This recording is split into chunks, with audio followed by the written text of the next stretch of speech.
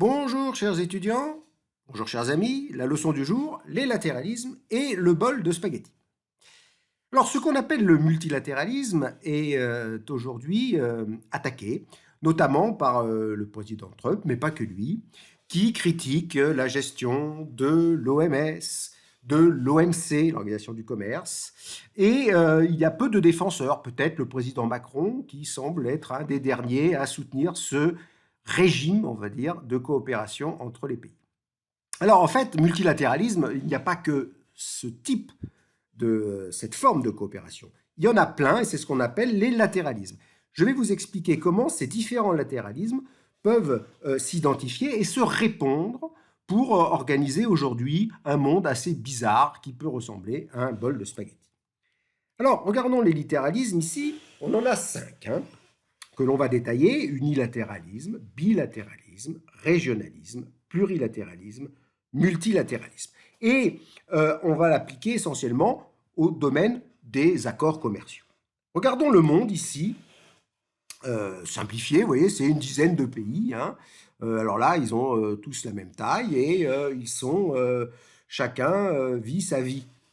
Le premier type, la première forme de relation entre des pays, relations commerciales, mais ça peut être aussi des relations politiques, diplomatiques, c'est l'unilatéralisme. Alors l'unilatéralisme, qu'est-ce que c'est? Vous voyez, c'est le pays P3 ici, il décide de sa politique, il négocie pas, il impose. Alors il peut imposer une politique d'ouverture. Par exemple, on peut baisser de manière unilatérale les droits de douane, c'est ce qu'a fait l'Angleterre dans les années 1850, ou alors ça peut être un unilatéralisme de fermeture. On peut augmenter de manière unilatérale ses droits de douane ou demander à une ouverture des marchés, à la canonnière par exemple, pour imposer certaines choses. Donc ça, c'est le mode le plus violent. Un pays décide tout seul. En fait, on a d'autres modes. Et un des modes les plus utilisés, c'est ce qu'on va appeler le bilatéralisme. Alors le bilatéralisme, c'est la relation entre deux pays, et deux pays seulement, qui vont essayer de négocier, de trouver des accords mutuellement avantageux en se basant sur un principe simple qui est celui de la réciprocité. Alors à deux, c'est assez facile, on peut connaître bien les avantages et les inconvénients, et cette forme d'accord est très souvent employée.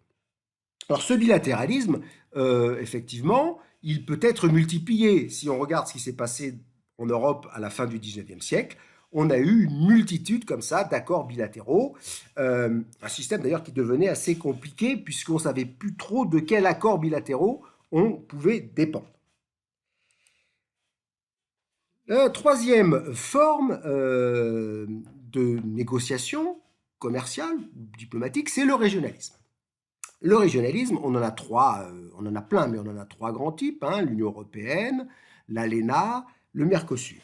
Le régionalisme, vous voyez ici, ce sont des accords entre un grand nombre de pays, au moins trois, qui en fait consolident les accords bilatéraux sur une base essentiellement géographique et qui s'accordent entre eux des avantages qu'ils n'accordent pas aux autres pays du monde.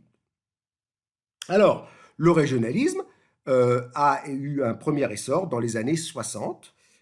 Il a ensuite décliné et aujourd'hui, on va voir ce qui se passe. Avant-dernière forme, pardon, le plurilatéralisme. Alors, le plurilatéralisme, c'est un régionalisme, mais qui n'est pas basé sur une proximité géographique, mais on va dire sur une base capacitaire, la volonté ou la capacité d'aller dans des accords. C'est par exemple l'OCDE, où ce sont des accords particuliers à l'OMC sur les services financiers, les transports aériens, les télécommunications. Vous voyez en marron ici, c'est quelques pays, un grand nombre, qui se mettent d'accord, mais ce ne sont pas des accords universels. Contrairement au multilatéralisme pur, qui lui, effectivement, vous voyez ici, c'est un accord qui englobe tous les pays et qui suppose justement qu'il n'y ait pas de bilatéralisme à cause d'une notion essentielle qui est celle de la nation la plus favorisée. Aucun pays peut accorder à un autre des avantages sans l'accorder à tout le monde. Donc les liens bilatéraux ici, normalement, dans le multilatéralisme, doivent disparaître. De même que les liens régionaux. Alors, ils peuvent être, il y a un article, c'est l'article 24 du GATT, qui permet, sous certaines réserves, le régionalisme. Mais il faut qu'il soit compatible avec les règles du multilatéralisme. Alors, ce multilatéralisme pur, les formes pures, on les rencontre rarement. On a eu un multilatéralisme dominé à la sortie de la guerre, de 1945 jusqu'à, on ne sait pas trop, vers la fin du XXe siècle. On a eu un multilatéralisme, vous voyez ici, avec un pays dominant, un hégémon, qui a joué un rôle d'hégémon bienveillant, on va dire, puisqu'il a défini les règles du multilatéralisme et il en a aussi financé le fonctionnement en pensant que ce multilatéralisme pouvait fonctionner à son profit pour contrer, par exemple, l'URSS dans les années 50, mais pas seulement pour instaurer un système commercial multilatéral dont il pensait qu'il allait profiter. Aujourd'hui, on a un paysage un peu différent. En fait, on a ce qu'on pourrait appeler une confusion des formes. Je vais vous montrer ce à quoi peut ressembler aujourd'hui les formes de relations entre les États. Vous voyez ici qu'on a les 5 formes qui vont coexister. Par exemple, on a ici le bilatéralisme de puissance. C'est structurant, ce sont par exemple les relations entre les USA et la Chine. Mais ils ne sont pas seuls au monde, même si l'état de leur relation va créer d'une certaine manière, va donner le là à l'ambiance générale de coopération ou de non-coopération dans le monde. Vous avez ici, vous voyez, l'unilatéralisme de puissance, c'est-à-dire que les pays font des relations bilatérales, mais ils continuent à avoir des politiques unilatérales. S'ajoute aussi, au niveau de certains pays, des tentatives de renforcement du régionalisme, justement pour atténuer l'impérialisme de ces deux grandes puissances, P2 et P3. C'est peut-être ce qui est en train d'essayer de se faire au niveau de l'Union européenne. On a aussi le plurilatéralisme, mais le plurilatéralisme est un peu dans tous ces États. Il est par géométrie variable et il est soumis, bien sûr, aux contraintes du bilatéralisme. On a à l'intérieur du régionalisme des résurgences, vous voyez ici, de liens bilatéraux, mais surtout, on a un multilatéralisme ici qui est assez fragilisé par l'existence d'autres formes dominantes. Et si on regarde un peu ce schéma, eh ben, on peut avoir l'idée, c'est cette idée qu'a eu un économiste d'origine indienne, hein, qui a été de dire ben, ça peut se représenter sous forme d'un bol de spaghettis. Alors son nom est presque aussi compliqué que spaghetti, c'est Jadish Bhagwati, qui a dit ben voilà l'état du monde, on peut le représenter comme ça. Et bien sûr, il l'a illustré. Donc il y a plein de bols de spaghettis. Par exemple, vous avez le bol de spaghettis sud-américain.